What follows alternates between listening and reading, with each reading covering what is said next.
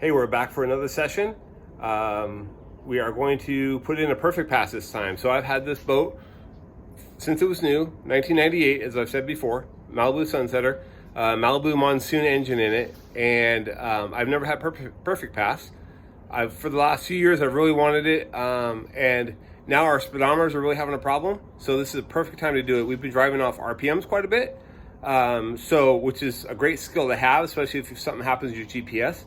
And that's how tournament drivers used to drive, but hey, now you have this stuff, so it's going to be even better, right? So the best thing about this perfect pass is that my wife bought it for me. You wish you had a wife like mine, I tell you that. So let's dive in and start putting in a perfect pass. So here's the box. After I've already unpacked all the packing material, it's laid everything else back in here. So they gave me a sheet, Monsoon 2, 1985 to 2002. Has all special steps just for my engine, right? My Monsoon engine. So this is really cool. Nice pictures, great instructions. And then there's also the generic book that talks about usage and all that stuff. It does have some other instructions in the back as well. Let's run through the different pieces here. Here's the head unit. I haven't even taken the packing thing off of it. This is going to replace one of my speedometers that has not been working so well recently anyway. That's another reason I'm extra excited about this. We've been driving off RPMs quite a bit because both speedometers have not been working all that well lately. So this means I only have to fix one of them, not two. Haha. All right. So another piece of it is your servo. Actually, hold on. Before I get to the servo, let me get to the main unit, the main master control module, right? And everything is on here is labeled. You can see through the bag. It's got where the power goes, the servo cable, the RPM, everything, right? So it's pretty simple. I will probably be mounting that up under the dash somewhere. And then here is the GPS module. One thing I did already read in the manual is that so this side has to be facing towards the sky, has to have good access to the sky. It does say that it will go through fiberglass, so you can actually mount it under the dash, which is I'm thinking that's what we're going to do. Originally, I was thinking that we'd mount it up here, right? So the vent there, I was thinking we'd put it behind the window there, like next to the vent, so we could run a wire down underneath pretty easily. But I'm thinking, since I saw the thing about it going through the fiberglass, I think we'll put it up under the dash. So you put the Velcro on this side instead of the other side and stick it up on the fiberglass. So that's what we're going to do. And then here is our servo motor. All right, that's what's going to hook to the throttle. Let's get it out here. So there's the end that hooks up to the throttle, up by the throttle body, the fuel injection. And then this is the main module. I saw somebody posted the other day, they had this on their boat. They're like, what the heck is this thing? Well, that's what it is. That knob is for adjustments. And this is actually going to be zip tied. This side is going to be zip tied right up against one of the water hoses. So that's that. And then the rest is a bunch of different cables. They have the RPM cable, says RPM right on it. This one's not labeled. Looks like it's the power cord though, power cable. It's got an inline fuse right there in the yellow thing. And then here's another cable, probably going from the servo motor up to the head unit. And then some hose clamps and zip ties and little connectors and whatnot like that. Okay, so that's everything that's in the box. Now we're going to dive in. So Emily's spreading out, disconnecting the hose clamps. She's pulling out so she can get it around the hose. So she's backing it off. And then it's going to go, so here's the Monsoon engine. It's going to go on this hose right here, the smaller one. It's going to clamp right on there. So now we have the hose clamps separated like this, right? So now we're going to put them on like that and then get them started again before we slide the servo motor in. Notice that we put the screws over here facing up so we can get to them easily, right? The servo motor will go where my finger is. That's where the little bar has that clamps in. So I'm holding the servo motor for Emily. Well, she tightens up the clamp. See how the clamp goes over a tab? There's one on each side. The other one's over here. She's working on. And I rotated a little bit. They have it flipped the other way. So they have it flipped this way. I was thinking of flipping the other way so the knob was on top. But since it's this way, I'm rotating a little bit so I can see the knob in case I have to adjust later. I don't have to stand on my head to look at it.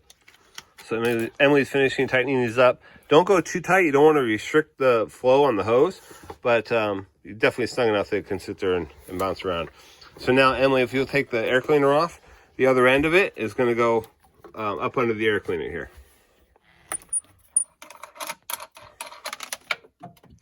And don't drop the knob like Emily just did. Oh, that's hot.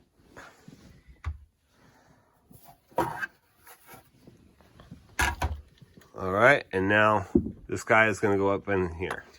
Okay, so we're going to pull our throttle cable off. There's this sleeve that pushes back right here, the spring-loaded sleeve. If you push it back and then just roll it, it'll roll off the ball. Just roll the outside downward. See the ball? Boom. And push down, boom, comes off. And then I already used my 1/2-inch ratchet to loosen this. 1/2 inch on each side, on both sides.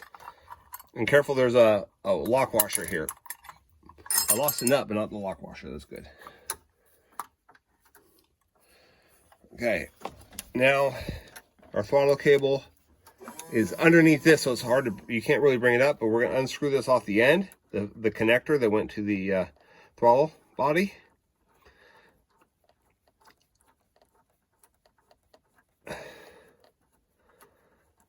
And I think we're almost there. It's a long thread, I remember that. I just replaced this throttle cable last summer. And now I'm gonna grab my cable, and we'll show over here. We're gonna go underneath this, okay? And then this bracket goes in place of the one we just took off. See how over here it hooks right over that little piece there. Actually, you know what, before I do that, I'm gonna, I think, thread this together. I think it might be easier if I can unhook that. Probably a wise decision. Yeah, I think so. All right. This coupling on the end of the servo motor cable spins freely. It's actually connected to the cable. It's not hard fixed on the other end, so it's not unthreading from anything else. I'm gonna thread that in.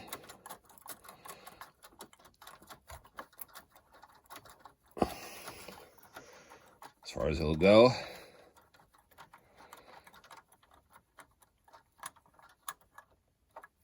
And then, see there's a lock nut here that I'm going to bring up against it. And hopefully, I'll just snug those together like that for now. I'll try and tighten them up a little bit more. The thing is, it's hard to get a wrench down in here. But I think when it's on the other side, maybe I'll do it then. All right, so then we hook that on just like that, like it was originally. Put our bolt through. And then the lock washer that I told you not to lose. And the nut that I found after I dropped it.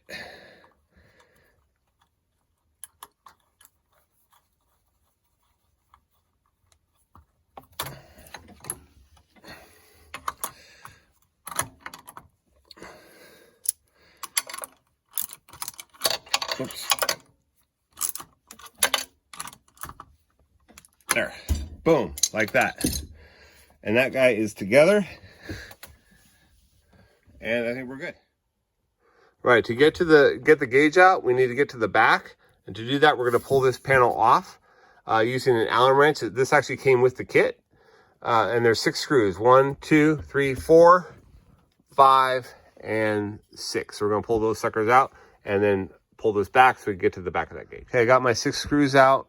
It was a little bit stuck. You can grab the gauges here to pull it or try under here. I found it best to pull these gauges and then you can pull it forward. And then boom, there's all your gauges here. So the whole module comes out. And there's even some extra wires back here. They said there's I think there's a gray wire that we hook the RPM to. We'll get to that when we find it. I'll let you know about that. But here's the same bracket on the back of the gauge as the other one has. So just loosen these 2 nuts and get this bar off, and then pop the gauge, unplug the gauge, and pop it out.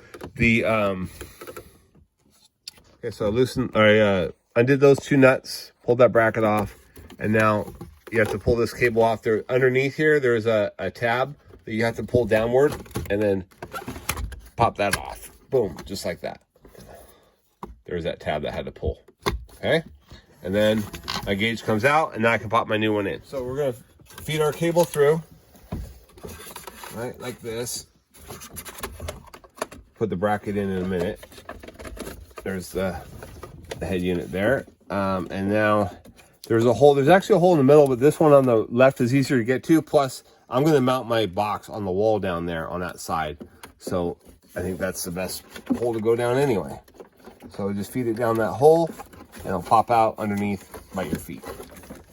Okay, so we have our head unit. We're going to put in, as they said, on the right side. And actually, I'm going to dust this off before I clamp it down. But we'll feed it through like that. And then there's two holes. There's one in the center, which is kind of cluttered. But there's one over here on the left side. Big hole. There's not a lot over there. And plus, I'm going to put my control module, the brain of the whole operation, on the wall down below. So I'm just going to feed the wire right down there. Seems like a good spot to go. And there it is right there, coming out the bottom. And then we're going to put the clamp, after I clean it, we're going to put the clamp back on, just like the other one was. Clamp goes right on, and then two nuts after it. So that's it. Okay, so now for wiring up our power and RPMs. Look right behind this, where you put the stargazer, and there's a bundle of wires here, all wrapped up with a purple wire. Well, guess what? That purple wire is what they tell you to hook up for the ignition. It even has a female spade connector on it. I thought, I should test it with my multimeter to make sure it really is the ignition like they say it is. But then I followed it over here, and it goes right to the back of the hour meter. So obviously it is an ignition wire. So you can hook the spade connector they give you in the kit. So you can put that on the purple wire of the Perfect Pass cable, and then plug it right in.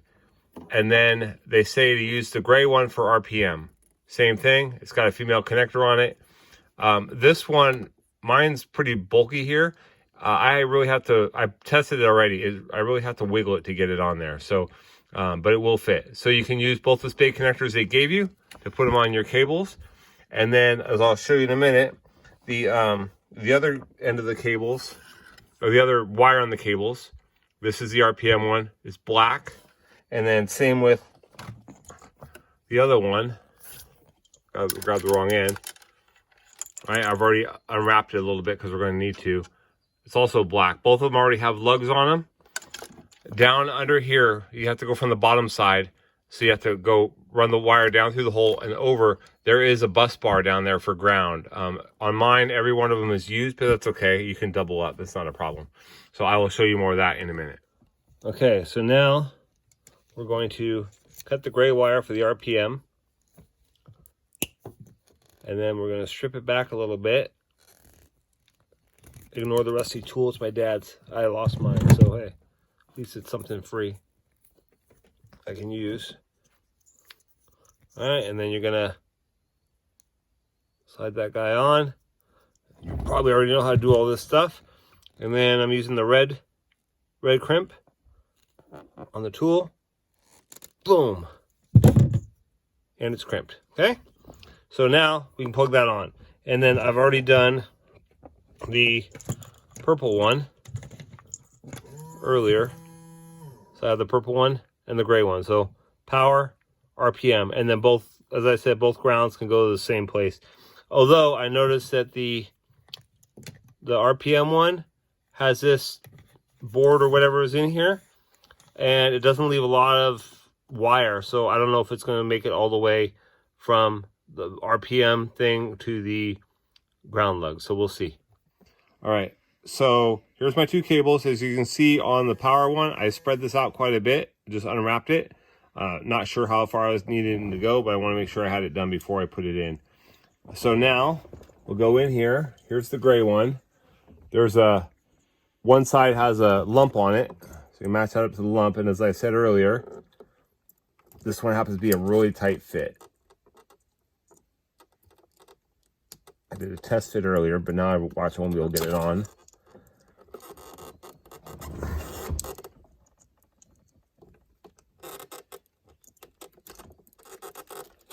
Oh, that's right. I pushed this in a little bit.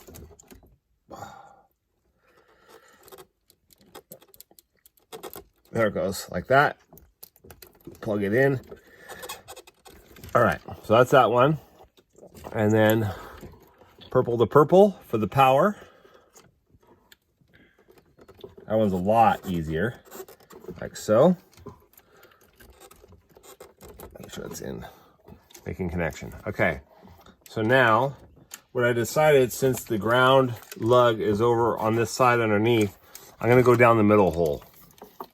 Just gives me a better chance of reaching that. So see, there's a middle hole down here. There's one on the right too, but it's covered up. There's, I think the computer's under there. So they screw the computer over it. There is one little hole in it that I guess I could use if I need to. Yeah, I could use that hole if I need to. We'll see. And then we have to make sure our black wire from this also goes down there, and our black wire from that one. So both those RPM and power black wires need to tuck down here. Actually, I'm gonna reach my hand underneath and hopefully grab them. There we go. All right, pull them down. So that should be everything under here, but I'm not gonna button it up yet, just to make sure I can reach with the black wires over to the ground lug. So I'm back underneath the driver again. And here's the wall for the walkway. I have my amp up here. There's a steering column. So I happen to have enough space. I'm gonna mount the module right here on the side of the wall. And the 2 screws they give you will not go all the way through the wall. So you don't have to worry about it. You just use a screw gun and attach it to the wall. Okay, so I have my wires coming down on the port side of the steering column because my unit is over there. So I'll be tying stuff up extra over here somewhere. And then my 2 blacks are coming down on this side here to go over to the ground lug bus bar up there in the corner. See the brass thing up there. So you just have to undo one of those screws up there and put these lugs around it and put the screw back in. Pretty easy. So I will do that, and I can't hold the camera at the same time, so we'll come back to it. So I have my 2 wires are going up, and they're going on a ground lug there. I took this one off. I already took it off before. There was actually quite a bit of stuff on there, but there's plenty of posts left. They were hard to get off because it's been 22 years. No, I remember doing it stuff before, and they were hard to get off. So I used one that I'd taken off before because it's a little bit easier. So put them on there, tighten it down, and then I'm actually going to plug everything in, I think, before I do the zip tying up. So here I am under the dash. That's my speaker to give you a reference point, right? This is the driver's dash. There's my vent. I'm thinking there's a nice flat spot over here. I'm thinking I'm going to put my puck, my GPS puck right there. Now remember, I have to do it facing the sky. So the side that says GPS is going to be up the flat, which is the rounded side. So this side, this Garmin on it, is going to be facing upward. So I have to put the Velcro on that side. Okay?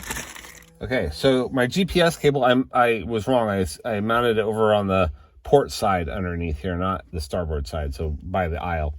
Remember, I mounted it warding up, top up, so it faces the sky. The GPS connector is here, so I'm just going to bring it up and over my amplifier here. I'm just going to pull a little bit out, and again, I'll zip tie after I'm all done here. Let's see, up and over. Hopefully the amplifier, I don't think the amplifier will cause any interference with it. We shall find out. Whoops. If I can get around all my wires like I want to, I like to try and route things nicely. Okay. And then we're going to plug our GPS into the GPS plug there. And then, oh, this is our servo, which is over here. I lied. This is our display. This goes in here. Right back here. There it is. Hard to see it from my angle. There it is. Clipped in there. And I'll zip tie the excess up. And then this is our servo that I'm laying on, coming from down below. And since the servo is right here, I will be zip tying the rest of this down under here, where it's out of the way and not going to get caught by feet. That's the big thing we got to worry about here with where I mounted this. So we'll plug the servo in. Boom. All right. And then we have our power and our RPMs, which will come down here too. I'm going to plug the RPMs in first. I like to do power on everything last. RPM sensor.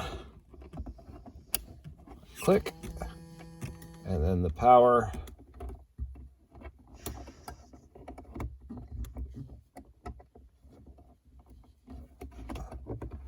Click. Okay. And then we just have to zip tie this stuff up. There you go. So there you go. There's everything plugged in, zip tied together. Nice and neat. I use the, I have rope light in here too. I use the steering box all the time, which means when I replace it in another 5 years, I'll have to do it again. And there's the servo one. I went up against that wire loom down here and right by the back of the top of the footwell for the driver. I coiled up the excess right there. Do it however you like. That's my setup. Okay, before we screw the dash back in, let's turn the key. Oh, it lights up. That's at least a good sign. Initial hour 0. So I can actually set it to the same amount of hours that I have, I believe. Let's go a long way. 1,363 hours. Don't have to do this. You could leave it at 0 if you wanted to see how long you've had the thing in. But since I'm recording this, everybody will know exactly how many hours I have. So it looks like it's good to go. Okay, so I'm at the AutoCal screen now. After I set the hours, I hit menu, and then it asks if I want to do miles per hour, and it shows an up arrow for yes. Hit the up arrow for yes. So on the right, you'll see it says miles per hour. And then down below, it says RPM. This is your RPM here. And I don't see anything that says it does not have GPS signals, so that's also a good sign. So I think we're ready to go to the lake and do some auto calibration. So we're at the lake, and I did the auto cal, just like the book says. You run it up to 34 miles an hour, and it will beep. And then when it does its calibration, it'll beep again and slow to 32. Run for a little bit, beep again, slow to 30. You can stop it in the middle and turn around and throttle back up. It'll pick up where it left off. It works pretty well. Yeah, it went beautifully. And then you can also map a course if you want to the gate buoys. And when you idle through, when you're in the map mode, as the back of the boat passes through the buoys, you hit the up arrow, go to the other end, turn around, come back in, do the same thing, hit the down arrow this time. That maps both ends of the course, and then it can time through the course. So it's pretty easy and everything working great.